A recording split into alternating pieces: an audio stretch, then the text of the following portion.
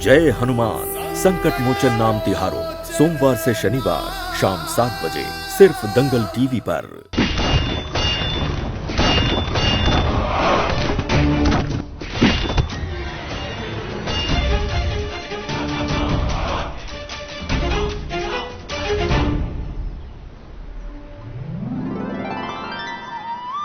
प्रभु, युद्ध की सारी तैयारी आरंभ हो चुकी है।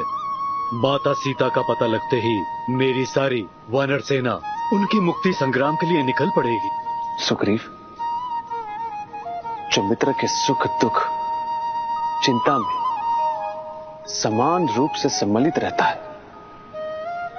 वही सच्चा मित्र होता है। मुझे प्रसन्नता है कि मैंने आपके रूप में सच्चे मित्र को पाया है। प्रभु, आपकी बातों से सदैव हमारा मनोबल बढ़ता है। इसलिए मैं चाहता हूं, युद्ध से पूर्व आप एक बार मेरी सेना को संबोधित करें।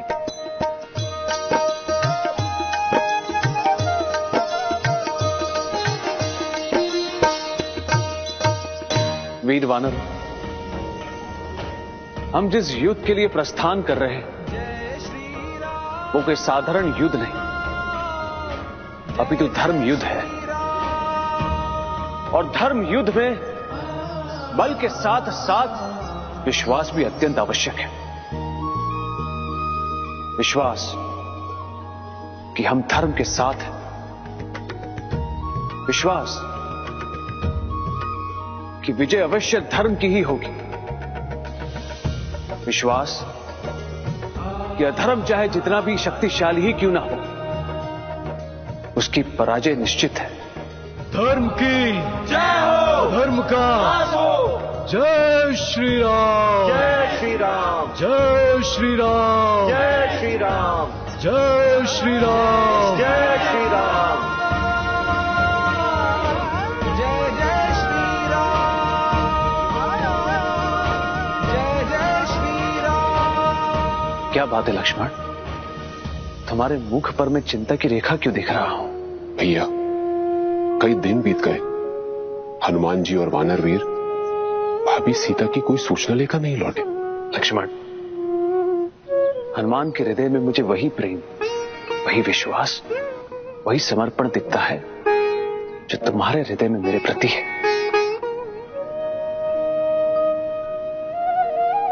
उनकी सफलता पर मुझे तनिक भी संशय नहीं।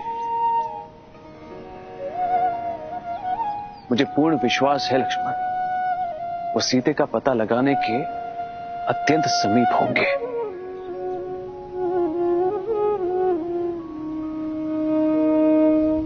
ये बीतता हुआ एक एक क्षण प्रभु श्री राम के लिए अत्यंत महत्वपूर्ण है, क्योंकि वे हर क्षण माता सीता की चिंता में लीन रहते हैं। मुझे अति शीघ्र उनकी इस चिंता को दूर करना होगा। मुझे अति शीघ्र इस समुद्र को पार करना होगा। जय श्री राम। कितना सौभाग्यशाली हूं मैं कि शीघ्र ही जग जननी माता सीता के दर्शन होने का सौभाग्य प्राप्त होने वाला है मुझे। जय श्री राम। किंतु हनुमान द्वारा सीते की सूचना लाने के पश्चात हम एक क्षण भी विलंब नहीं करेंगे। सीते जहां भी होंगी, हम अपनी संपूर्ण वानर सेना के साथ वहां के लिए प्रस्थान करेंगे। हनुमान, हम सबको बस आप ही की प्रतीक्षा है।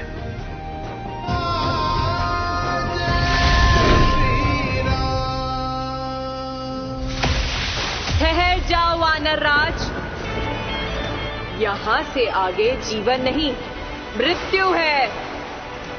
लौट जाओ यहां से। एक अपरिचित की इतनी चिंता? इतनी चिंता तो केवल एक माता ही अपने पुत्र की कर सकती है। कौन है माता आप? लंका के समुद्र के सीमाओं की रक्षक हूँ मैं, सूरसा हूँ मैं। नाग माता सूरसा, जिन्हें देवता भी अपनी माता मानते हैं। माता, मैं राम भक्त हनुमान हूँ और प्रभु श्री राम का काज करने के लिए लंका जा रहा हूँ। राम भक्त हनुमान? तुम चाहे जो भी हो, यदि समुद्र की यह सीमा रेखा तुमने पार की तो लंकापति रावण की आज्ञा से मुझे तुम्हारा अंत करना होगा। समझ गया। अवश्य ही आपकी कोई विवशता है माता, किंतु माता आप भी जान लीजिए मैं भी आगे जाने पर विवश हूँ।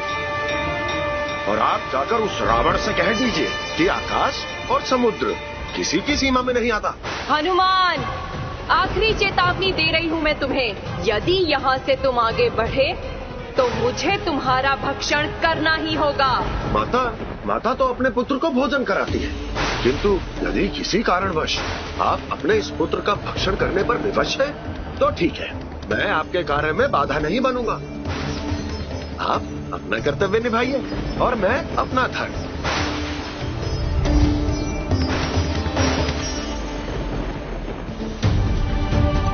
हनुमान, तुम्हारा भक्षण नहीं करना चाहती मैं, किंतु मेरे ये श्राप से मुक्ति का बस यही एक मार्ग है। इसीलिए मुझे रावण की आज्ञा का पालन करना ही होगा। तुम्हारा भक्षण करना ही होगा हनुमान।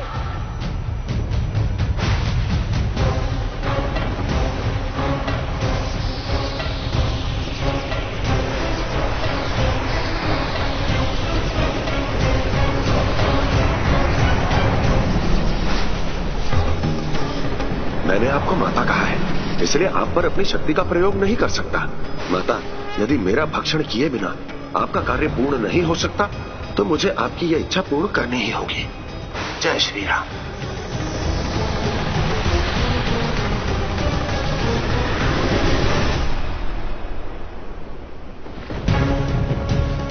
मैंने अपना कार्य पूर्ण कर लिया है।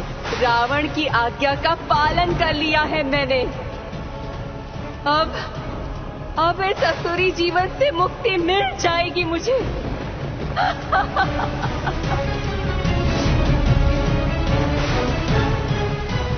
मुझे इस असुरी जीवन से मुक्ति क्यों नहीं मिल रही? इसे ढूंढ रही थी माता, अपने इस पुत्र को। माता, अब आप रावण से कह सकती हैं कि आपने तो प्रयास किया था। इससे आपका धर्म भी पूर्ण हो जाएगा और मेरा कर्म भी। यही तो विडंबना है हनुमान जी की। मुझे केवल प्रयास नहीं करना है, अपितु आपका पूर्ण भक्षण करना है। इस असुरी जीवन से मुक्ति का यही एक मार्ग है। माता, जिस पर प्रभु श्री राम की कृपा हो उसका मार्ग तो कोई रोक ही नहीं सकता। नहीं, तुम जीवित नहीं हो सकते। यदि तुम जीवित रह गए तो मुझे मेरे श्राप से मुक्ति कभी नहीं मिलेगी।